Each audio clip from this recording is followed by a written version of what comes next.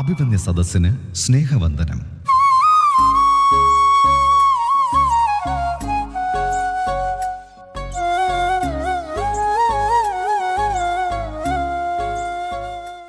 ചണ്ഡാല ഭിക്ഷുകി നാടകം ആരംഭിക്കുകയാണ്. ആമുഖമായി ഏതാനും വാക്കുകൾ. ആധുനിക കവിത്രയത്തിലെ സ്നേഹഗായകനായ കുമാരനാശാൻ. കാവ്യസൗഷ്ഠവും അർത്ഥഗാംഭീര്യവും ഒത്തിണങ്ങിയ ഖണ്ഡകാവ്യങ്ങൾ എഴുതിയ മഹാകവി. ഉച്ചനീചത്വങ്ങളുടെ വേലിയേറ്റക്കെടുതിയിൽ നിന്നും നാടിനെ രക്ഷിച്ച് സാമൂഹ്യ പരിവർത്തനങ്ങൾക്ക് സ്വന്തം കൃതികളിലൂടെ ഊർജം പകർന്നു നൽകിയ കവി. ജാതിഭേദവും മതദ്വേഷവും കൊണ്ട് ജീർണിച്ച സാമൂഹ്യ വ്യവസ്ഥിതിയിൽ സമൂല മാറ്റം വരുത്തുവാൻ തൂലിക പടവാളാക്കിയ വിപ്ലവത്തിന്റെ ശുക്രനക്ഷത്രം. സവർണ മേധാവിത്വത്തെ വെല്ലുവിളിച്ച് അവർണ സവർണഭേദം അവസാനിപ്പിക്കാനും സ്നേഹത്തിന്റെ മഹിമ എല്ലാവരിലും എത്തിക്കാനും തൻ്റെ കൃതികളിലൂടെ അദ്ദേഹത്തിന് സാധിച്ചിട്ടുണ്ട്. ഒന്നിച്ചിരിപ്പും ഒന്നിച്ച് നടത്തവും പാപമായിരുന്ന ഒരു കാലത്ത് നിന്ന് മനുഷ്യർ പരസ്പരം ഒന്നാവുകയും ഹൃദയരേഖകളിൽ നിന്ന് എല്ലാ ഉച്ചനീചത്വങ്ങളെയും മായ്ച്ചു കളയുന്ന ഒരു നല്ല നാളെ സ്വപ്നം കണ്ട കവിയാണ് മഹാകവി കുമാരനാശാൻ. കുമാരനാശാന്റെ ഖണ്ഡകാവ്യമാണ് ചണ്ഡാല ഭിക്ഷുകി. പ്രണയം ആശാന്റെ ഭാഷയായിരുന്നു. മനുഷ്യത്വത്തിന്റെ അടിത്തട്ടിലെ മാലിന്യങ്ങളെ ഇല്ലാതാക്കാൻ ആശാൻ ആയുധമായി സ്വീകരിച്ചത് സ്നേഹമായിരുന്നു. ജാതിക്കോമരങ്ങൾ പെരുമ്പറ കൊട്ടിയാടുന്ന കാലത്ത് നിന്നാണ് ആശാൻ ചണ്ഡാല ഭിക്ഷുകി എഴുതുന്നത്. മഹാകവി കുമാരനാശാന്റെ ചണ്ഡാല ഭിക്ഷുകി.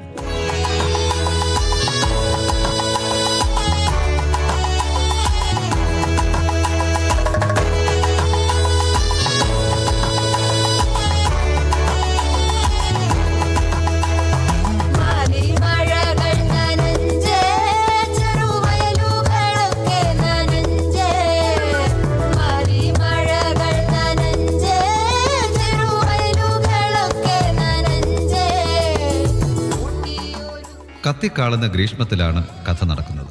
കാളുന്ന സൂര്യനെ സ്പർശിച്ച് നീലാകാശത്തിൽ തലയുയർത്തി നിൽക്കുന്ന അരയാലിന്റെ ചുവട്ടിലേക്ക് ഒരു ബുദ്ധഭിക്ഷു കടന്നു വന്നു. ആനന്ദൻ എന്നാണ് ആ ഭിക്ഷുവിന്റെ പേര്.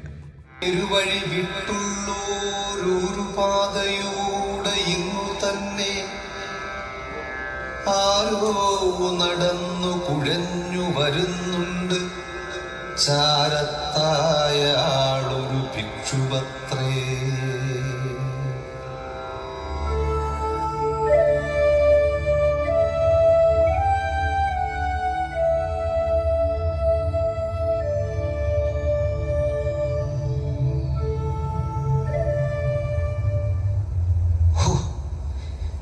എന്തൊരു ചൂടാണ്! പൊള്ളുന്ന വെയിൽ തന്നെ. ദാഹിച്ചിട്ട് വയ്യ. അല്പം ജലം കിട്ടിയിരുന്നെങ്കിൽ.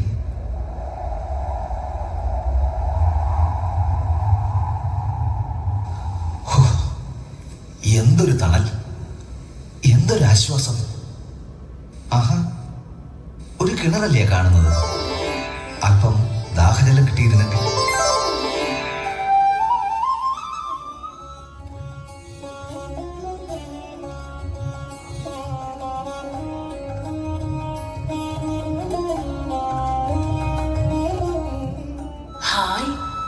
എന്ത് ഭംഗിയുള്ള പക്ഷികൾ! അതങ്ങ് പോയല്ലോ.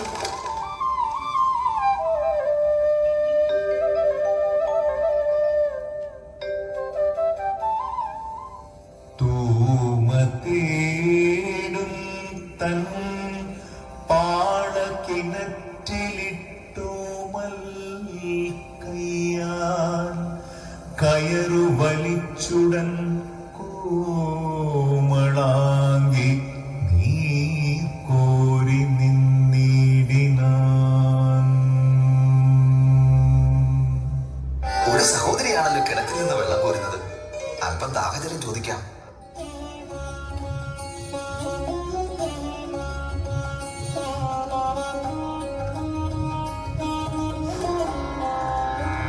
ദാഹിക്കുന്നു ഭഗിനി കൃപാരസമോഹനം കുളിർ തണ്ണീരിതാശുനി ഓമലേ തരൂ. അയ്യോ, ഇത്?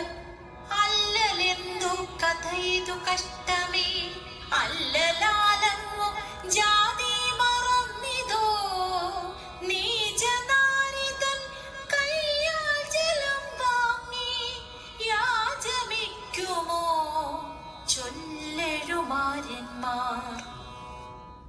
പാടില്ല, ഞാൻ അയിത്തജാതിക്കാരിയാണ്. ഞാൻ തൊട്ട വെള്ളം അങ്ങയ്ക്ക് കുടിക്കാൻ തരില്ല. ഗ്രാമത്തിന് പുറത്തു വസിക്കുന്ന ചാമർനായകന്റെ കിടാത്തിയാണ് ഞാൻ. ജാതി ചോദിക്കുന്നില്ല ഞാൻ സോദരി, ചോദിക്കുന്നു നീർനാവു വരണ്ടഹോ. ഭീതി വേണ്ട തരികതനിക്കു നീ.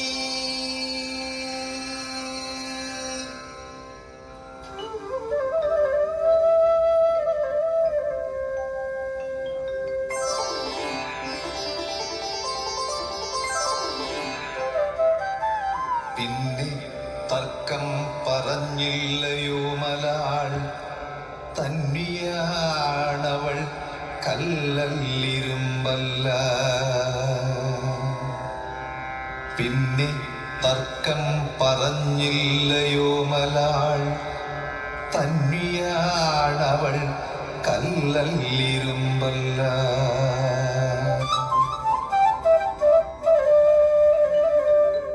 സഹോദരിയുടെ പേരെന്താണ്? മാതങ്കി. സഹോദരി മാതങ്കി, പുണ്യാത്മാവായ ബുദ്ധഭഗവാൻ നിന്നെ അനുഗ്രഹിക്കുമാറാകട്ടെ. ഞാൻ ധന്യയായി ഭഗവാനെ. നിർവാണ നിധി കണ്ട മഹാസിദ്ധൻ, സർവലോകൈകവന്ദ്യൻ ദയാകുലൻ, ഗർവാധീശൻ അനുഗ്രഹിക്കും നിന്നെ. പൂർവചന്ദ്രവദനേ ഞാൻ പോകുന്നു.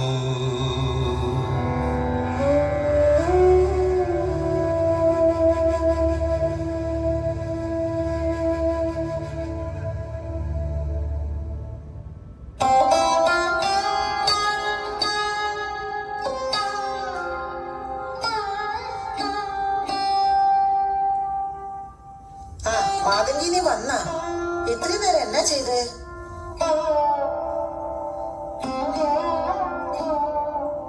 എന്നെ മാ മിണ്ടട്ടല്ലേ? ആ വെള്ളം എടുത്തിട്ട് വാമാ. അന്നോടല്ലേ പറഞ്ഞേ, കാത് കേക്കാതാ? നാന് ഒരാളെ കണ്ടു, ദൈവത്തെ പോലൊരാള്. ഒരു ഈ കയ്യിന്ന് വെള്ളം വാങ്ങി കുടിച്ച്. നീ നീ എന്നാ പറഞ്ഞേ? നമ്മ ചണ്ടാളര്, തൊട്ടുകൂടാത്തോര്, തീണ്ടി കൂടാത്തോര്. ആർക്കാണ് നീ വെള്ളം കൊടുത്തേ? അയാൾ ആരെന്ന് എനിക്കറിയില്ല അമ്മ. എനിക്ക് അയാളെ ഇനിയും കാണണം. അയ്യോ അയ്യോ, എൻ പൊണ്ണിനെ എന്ത് വച്ച്? അയ്യോ എങ്ങടെ മലദൈവങ്ങളെ, എന്നെ പൊണ്ണ് രക്ഷിക്കണേ. വേണ്ടാത്തൊന്നും തോന്നിക്കില്ലേ? അയ്യോ അയ്യോ, എൻ പൊണ്ണ്.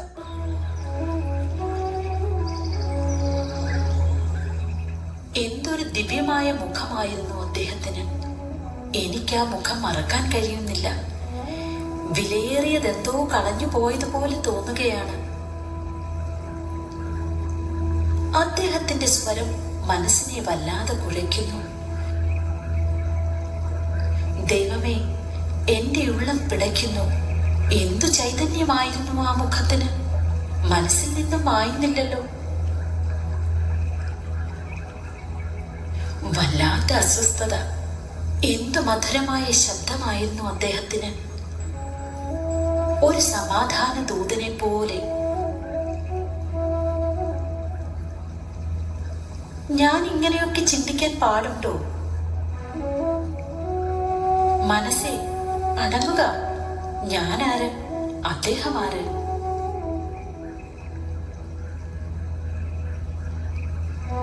ഇനിയും എനിക്കിവിടെ നിൽക്കാൻ കഴിയുമെന്ന് തോന്നുന്നില്ല. അദ്ദേഹം പോയ വഴിയിലൂടെ ഞാനും പോവുകയാണ്.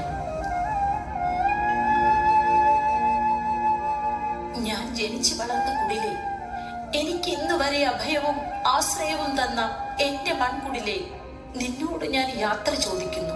ഇനി ഞാൻ തിരിച്ചു വരില്ല.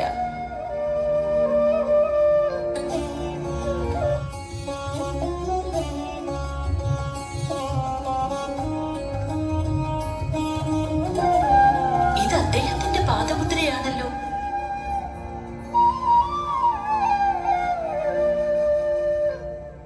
യതി പൊങ്കവന്റെ വഴി തുടർന്നീ മതിമുഖി പോകയാം തർക്കമില്ല. അഴലാർന്നിവളഹോ സ്വാമി തന്റെ വഴിയോരും സ്വാമിന്റെ നാസക്കേലും അനഘമാം ശക്തിയില്ലാഞ്ഞീതാനീം തനതിന്ദ്രിയത്തെ ശപിക്കുന്നുണ്ടാ.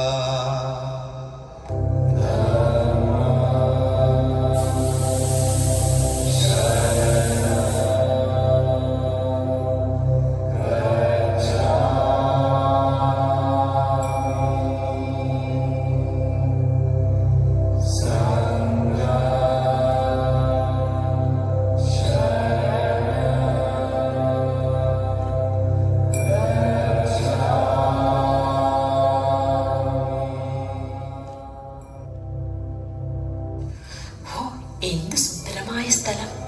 ഇത് ബുദ്ധ ഭഗവാന്റെ ആശ്രമമാണെന്ന് തോന്നുന്നല്ലോ.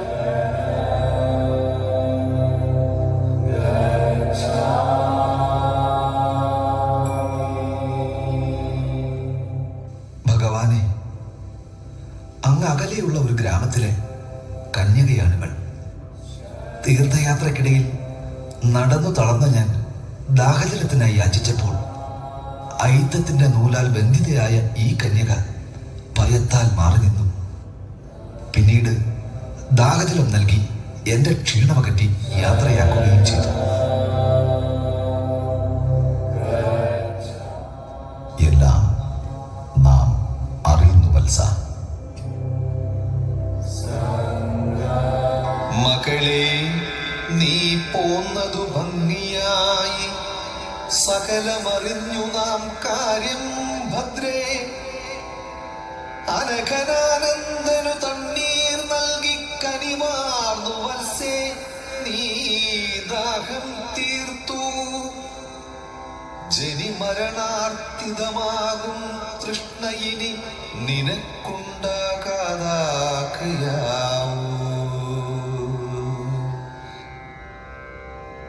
അവളുടെ ഭാവമറിഞ്ഞു പിന്നെ സുവിമല ധർമ്മോപദേശം ചെയ്തു. അവളെ തൻ ഭിക്ഷുകീ മന്ദിരത്തിൽ നിവസിച്ചു കൊള്ളുവാനും ആജ്ഞാപിച്ചു.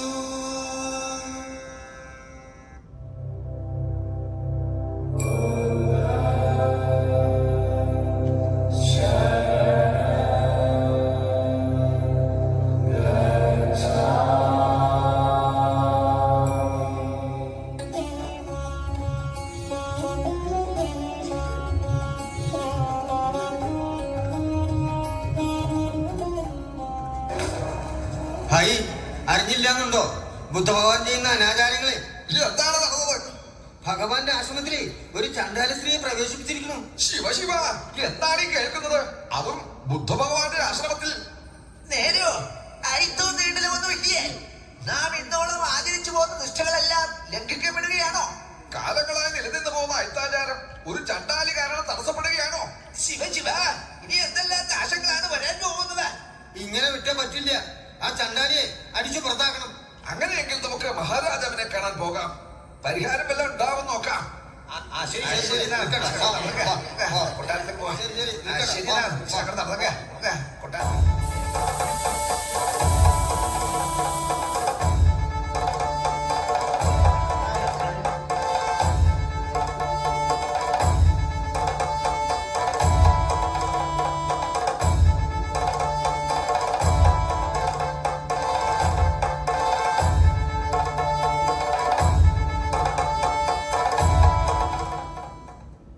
മഹാരാജൻ, ഒരു ബ്രാഹ്മണ ശ്രേഷ്ഠൻ അങ്ങേ മുഖം കാണിക്കാൻ എത്തിയിരിക്കുന്നു.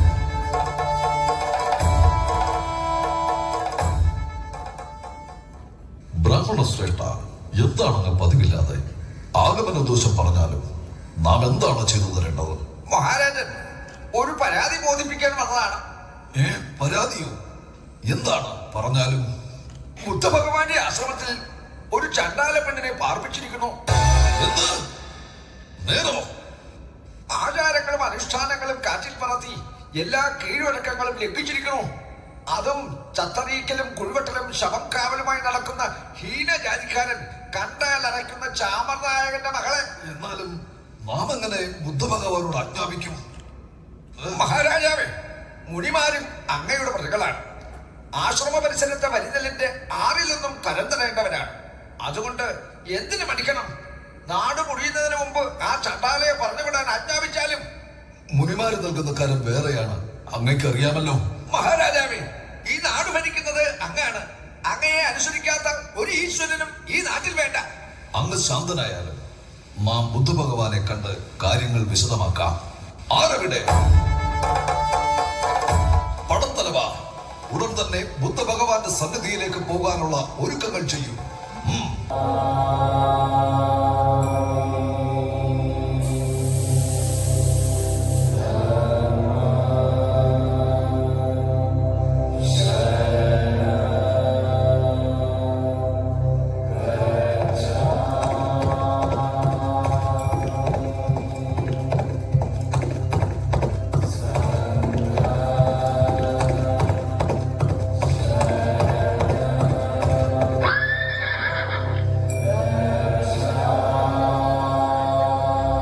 ശാക്യവംശാധിപതി കോസല രാജവീരൻ പ്രസേനജിത്ത് മഹാരാജാവ് എഴുന്നള്ളുന്നേ.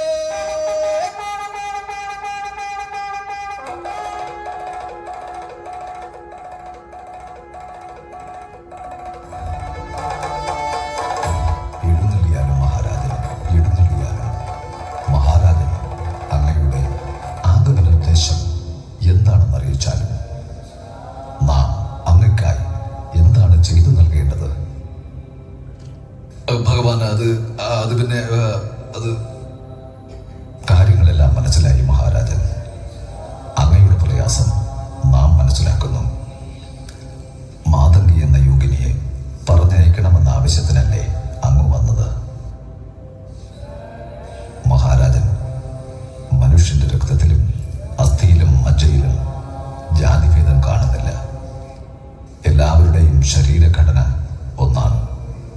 ബ്രാഹ്മണനെ പോലെ തന്നെ ഒരു മനുഷ്യ സ്ത്രീയുടെ ഗർഭത്തിൽ നിന്ന് ഉരുവായതാണ് ചണ്ടാളനും. എല്ലാവർക്കും അവയവങ്ങളും ഒന്നുപോലെയാണ്.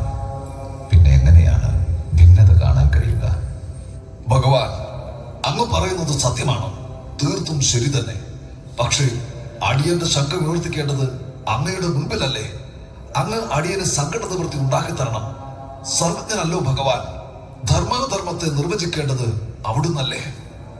മഹാരാജൻ, നെല്ലിന്റെ ചുവട്ടിൽ മുളയ്ക്കുന്ന കടയല്ല ചണ്ടാളൻ.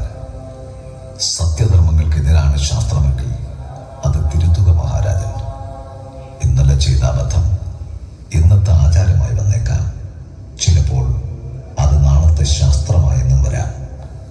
അറിഞ്ഞുകൊണ്ട് അതെല്ലാം അനുവദിക്കരുത് മഹാരാജൻ. ഭഗവാൻ, അവിടുന്ന് നമ്മുടെ കണ്ണുകൾ തുറപ്പിച്ചു. ഇവിടെ മനുഷ്യനെല്ലാം ഒന്നാണെന്ന സത്യം നാം തിരിച്ചറിയുന്നു.